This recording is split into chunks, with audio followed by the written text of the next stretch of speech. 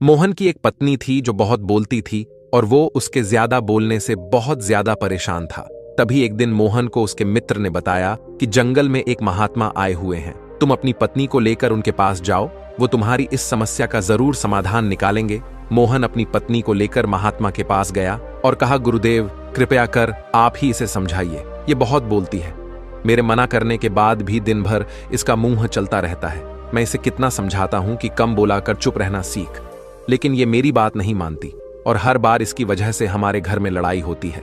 मोहन के मुंह से ऐसा सुन महात्मा मुस्कुराए और बोले, मैं तुम्हें इस बात को एक कहानी की मदद से समझाता हूं। एक पहाड़ी की चोटी पर गुरु और उसके कुछ शिष्य रहा करते थे।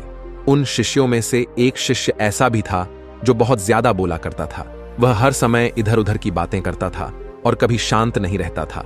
जब वह दान लेने के लिए जाता तो हर घर से एक नई कहानी लेकर आता और आश्रम के दूसरे शिष्यों को सुनाता, और एक शिष्य की दूसरे शिष्य से बुराई करता, चुगली करता और दूसरों के सामने अच्छा बनने का प्रयास करता और खुद के मुंह से ही खुद की तारीफ करता रहता और हमेशा खुद को गुरु के सामने सबसे बुद्धिमान उत्तम साबित करने का प्रयास करता। वह खुद को सभी शिष्यों से अलग और सर्वश्रेष्ठ मानता था। उसका कहना था कि मैं एक अमीर घर का बालक हूं, अगर मैं चाहता तो एक आरामदायक और सुविधा से भरा जीवन जी सकता था, लेकिन मैं वह सब छोड़कर यहां आ गया क्योंकि मुझे खुद को जानना है, जीवन को जानना है। एक दिन गुरु ने आश्रम के सभी शिष्यों को अपने पास बुलाकर कहा, आप सभी को अगले 1 महीने के लिए कोई ना कोई संकल्प लेना होगा। इससे आपकी संकल्प शक्ति मजबूत होगी और आप में आत्मशक्ति का संचार होगा। आप सभी अपने समर्थ के अनुसार कोई भी संकल्प ले सकते हैं, और यदि 1 महीने से पहले आप में से किसी का भी संकल्प टूट जाता है तो वह अपनी पुरानी दिनचर्या में वापस आ सकता है। सभी शिष्यों ने अपनी शक्ति के अनुसार संकल्प लिए और गुरु को अपने अपने संकल्प के बारे में बताकर वहां से चले गए। लेकिन वह शिष्य जो खुद को सबसे अलग समझता था, वह सीधे गुरु की कुटिया में पहुंच गया और बोला, मैं कोई छोटा मोटा संकल्प नहीं लेना चाहता, बल्कि खुद के ही जैसे एक महान संकल्प लेना चाहता हूं। कृपया आप ही मुझे बताएं, मुझे क्या संकल्प लेना चाहिए। उसकी ये बात सुनकर गुरु मुस्कुराए और बोले, क्या तुम मेरे द्वारा दिए गए संकल्प को पूरा कर पाओगे? क्या तुम्हारे लिए उसे पूरा करना संभव होगा? शायद नहीं, वह तुम्हारे लिए संभव नहीं, तुम उसे पूरा नहीं कर पाओगे, इसीलिए तुम खुद ही कोई संकल्प ढूंढो। शिष्य ने कहा, नहीं गुरुदेव, आप जो भी संकल्प मुझे देंगे मैं जरूर उसे पूरा करूंगा। गुरु ने कहा, तो ठीक है, तुम अगले 1 महीने तक चुप रहोगे, मुंह से एक शब्द भी नहीं निकालोगे, यही है तुम्हारा संकल्प। शिष्य ने कहा, गुरुदेव यह भी कोई संकल्प है? यह तो बहुत ही आसान है, आप कोई ऐसा संकल्प दीजिए जो मेरी योग्यता के सम्मान हो। गुरु ने कहा, पहले तो तुम इस संकल्प को तो पूरा करके दिखाओ। शिष्य ने गुरु की बात मान ली और वह उसी समय चुप हो गया और पलटकर कुटिया से बाहर चला गया। उसे चुप रहना बहुत आसान लग रहा था। उसने एक दिन तो जैसे तैसे चुप रहकर काट लिया, लेकिन दूसरे दिन से उसके मन में न बोलने का बोझ बढ़ने लगा और तीसरे दिन उसे भारीपन महसूस होने लगा और चौथे दिन उसके अंदर एक अजीब सी बेचैनी होने लगी, क्योंकि आसपास आश्रम के सभी शिष्य एक दूसरे से बात कर रहे थे। वह भी अपना पक्ष उनके सामने रखना चाहता था, उनकी बोलती बंद कर देना चाहता था, लेकिन उसका संकल्प उसके सामने आ रहा था, इसीलिए वह पूरे दिन चुप रहता। ऐसे करते करते कई दिन बीत गए और वह शिष्य बीमार पड़ गया। उसका सिर फटा जा रहा था, उसका खाने पीने तक का मन नहीं था, वह सिर्फ बोलना चाहता था। वह गुरु के पास गया और गुरु के सामने बैठकर लिखकर उन्हें बताया, गुरुदेव मैं बोलना चाहता हूं, बिना बोले मुझे सांस नहीं आ रही है, मेरा दम घुटता जा रहा है, मैं अंदर ही अंदर पागल हुआ जा रहा हूं, मैं क्या करूं? अपना संकल्प तोड़ दूं क्या? यह सुनकर गुरु मुस्कुराए और बोले, संकल्प तोड़ने के लिए नहीं होते, लेकिन जो अपने संकल्प को पूरा कर लेता है वह अपनी आंतरिक शक्ति को बढ़ाता है, और जो अपनी आंतरिक शक्ति को बढ़ा लेता है, बिना बोले मुझे सांस नहीं आ रही है, मेरा दम घुटता जा रहा है, मैं अंदर ही अंदर पागल हुआ जा रहा हूं, मैं क्या करूं? अपना संकल्प तोड़ दूं क्या? यह सुनकर गुरु मुस्कुराए और बोले, संकल्प तोड़ने के लिए नहीं होते, लेकिन जो अपने संकल्प को पूरा कर लेता है वह अपनी आंतरिक शक्ति को बढ़ाता है, और जो अपनी आंतरिक शक्ति को बढ़ा लेता है वह समाज और जागृति की लाइन पर आगे बढ़ जाता है। संकल्प का लेना भी तुम्हारे हाथ में ही था और इसे तोड़ना भी तुम्हारे हाथ में ही है। तुम्हारे बहुत से भाई अपने संकल्प को तोड़कर अपनी पुरानी दिनचर्या में वापस आ चुके हैं। अगर तुमसे नहीं हो पा रहा तो तुम भी संकल्प तोड़कर अपनी पुरानी दिनचर्या में वापस आ सकते हो। लेकिन याद रहे, अगर आज तुम इस छोटे से संकल्प को नहीं संभाल पा रहे तो तुम अपनी बाकी की पूरी जिंदगी को कैसे संभाल पाओगे। बाकी फैसला पूरी तरह से तुम्हारे हाथों में। गुरु की ये बात उस शिष्य के दिल में चोट कर गई। वो बिना कुछ बोले वहां से वापस चला गया और खुद को अपनी कुटिया के अंदर बंद कर लिया और कुछ जरूरी काम के लिए ही अपनी कुटिया से बाहर आता। बाकी सारे समय वह कुटिया के अंदर ही बैठा रहता। 15 दिन बीत चुके थे और आश्रम के सभी शिष्यों का संकल्प अभी तक टूट चुका था, लेकिन उसका संकल्प अभी भी जारी था। संकल्प लेने के बाद से उसने अब तक एक भी शब्द नहीं बोला था। सारा आश्रम हैरान था कि इतना बोलने वाला इंसान चुप कैसे हो गया। 15 दिन बीतने के बाद वह दोबारा अपने गुरु के पास गया और लिखकर बताया है, गुरुदेव, मैं बाहर से तो चुप हूं, लेकिन मेरे भीतर बहुत सी आवाज है, बहुत सी शिकायत है। मैं अंदर ही अंदर बात करता रहता हूं। मेरा मन तरह तरह के प्रश्न पूछता है। मैं बाहर से जितना चुप हूं, मेरे अंदर उतना ही शोर शराबा मचा रहा है। क्या इस तरह से मेरा संकल्प अभी भी है? गुरु ने कहा, हां, तुम्हारा संकल्प अभी भी जारी है, लेकिन जब तक लोगों की यह आवाज तुम्हारे कानों में पड़ती रही, तुम्हारा मन बोलता रहेगा, क्योंकि इसे तो आदत है। तुम भले ही बाहर से चुप रहो, लेकिन तुम अंदर ही अंदर बोलते रहोगे। तुम्हें इन बातों से, इन आवाजों से दूर जाना चाहिए। शिष्य गुरु को प्रणाम कर वहां से चला जाता है और सुबह होते ही अपनी कुटिया छोड़ जंगल की तरफ चला जाता है। कई दिन बीत जाते हैं। संकल्प का समय भी पूरा हो चुका था, लेकिन शिष्य लौटकर नहीं आया।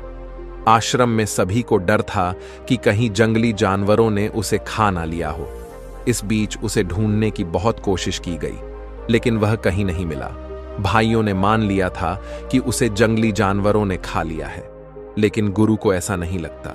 एक दिन आश्रम का एक अन्य शिष्य गुरु के पास आया और बोला, गुरुदेव, हमारे उस अधिक बोलने वाले भाई के साथ क्या हुआ होगा? क्या जानवर ने उसे मार दिया होगा? गुरु ने कहा, हो सकता है कि जानवरों ने उसे अपना शिकार बना लिया हो, लेकिन उसके न लौटने की एक दूसरी वजह भी हो सकती है। शायद उसे वह मिल गया है जिसके लिए वह गया था। फिर शिष्य ने पूछा, गुरुदेव, क्या ज्यादा बोलना इतना हानिकारक होता है? फिर गुरु ने कहा, हां, इंसानों के कई दुखों में से एक दुख यह भी है कि वह ज्यादा देर तक चुप नहीं रह सकता।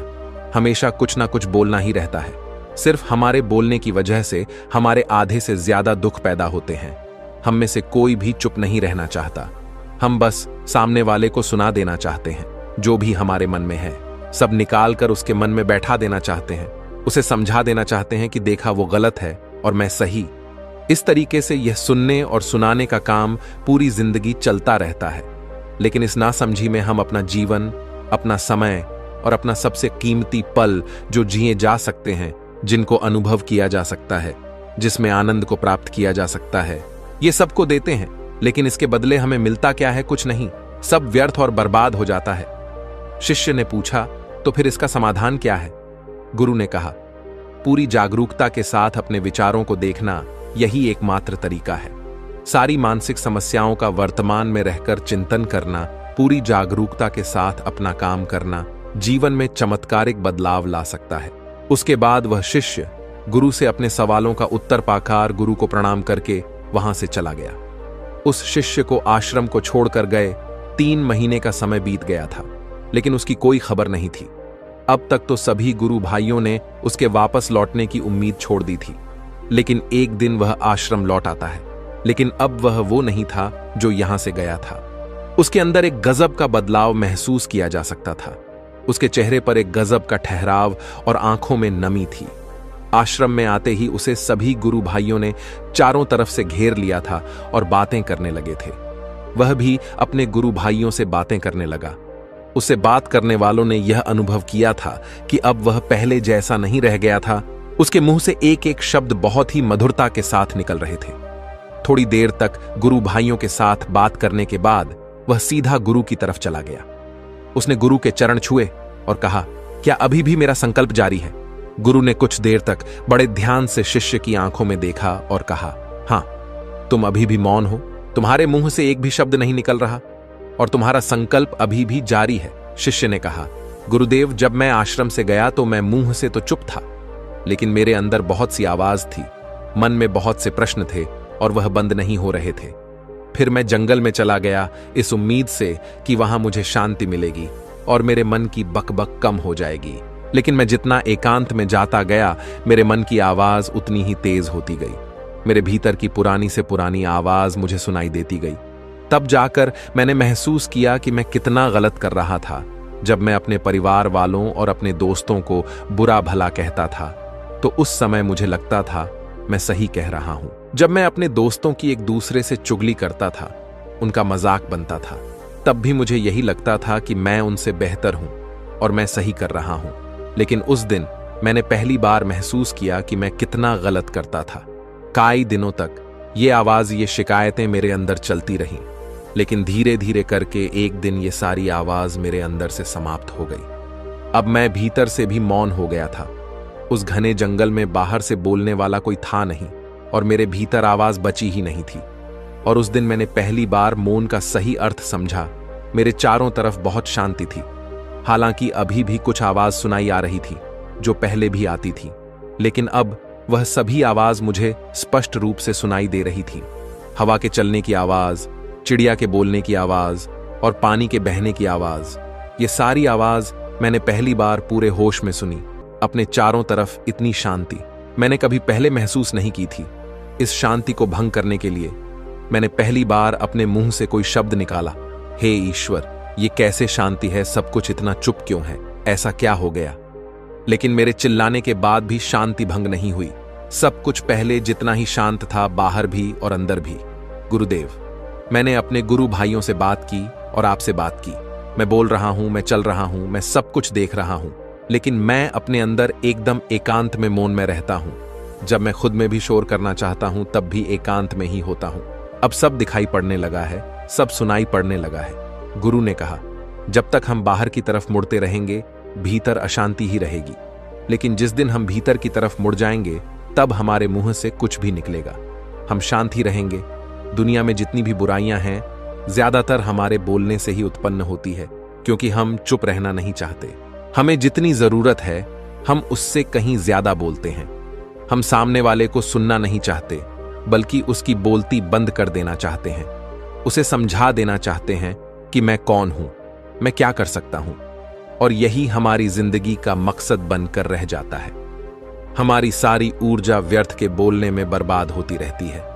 ऐसे ही समाज में लोगों का जीवन दुखों से भर जाता है। हम हमेशा एक दूसरे को सुनाने में लगे रहते हैं, कभी एक दूसरे को सुनना नहीं चाहते, समझना नहीं चाहते। और चुप रहना तो उन्होंने कभी सीखा ही नहीं, क्योंकि चुप रहना उन्हें छोटा महसूस करवाता है। दुनिया की सभी लड़ाइयां का कारण हमारा बोलना ही है, इसलिए हमें सिर्फ उतना ही बोलना चाहिए जितना जरूरी हो, क्योंकि व्यर्थ का बोलना ऊर्जा को नष्ट करना है। और यह बोलना ही हमें कभी अपने भीतर की ओर मुड़ने नहीं देता, क्योंकि यह हमें बाहर की ओर खींचना रहता है। और बाहर है ही क्या, इस संसार के अलावा। लेकिन अगर आपको अपने भीतर के संसार की ओर मोड़ना है, तो इस मुंह को बंद ही रखना चाहिए। इसलिए जितने भी बुद्ध हुए, आत्मज्ञानी हुए, वह सभी एकांत की तरफ भागे, ताकि उन्हें ज्यादा ना बोलना पड़े। वह एकांत में रहे और शांत रहे, इसलिए शांति से भीतर की यात्रा कर पाए। लेकिन अगर कोई चाहे तो इस संसार में रहकर भी एकांत रह सकता है, शांत रह सकता है, लेकिन इसके लिए उन्हें अपनी ऊर्जा बचानी होगी। दोस्तों, इस छोटी सी कहानी से हमें यही शिक्षा मिलती है कि यदि हमें अपने अंदर की यात्रा करनी है, तो हमें शांत रहना पड़ेगा। उम्मीद करता हूं कि आपको यह कहानी पसंद आई होगी। फिर से मिलेंगे एक नई कहानी के साथ। तब तक के लिए धन्यवाद।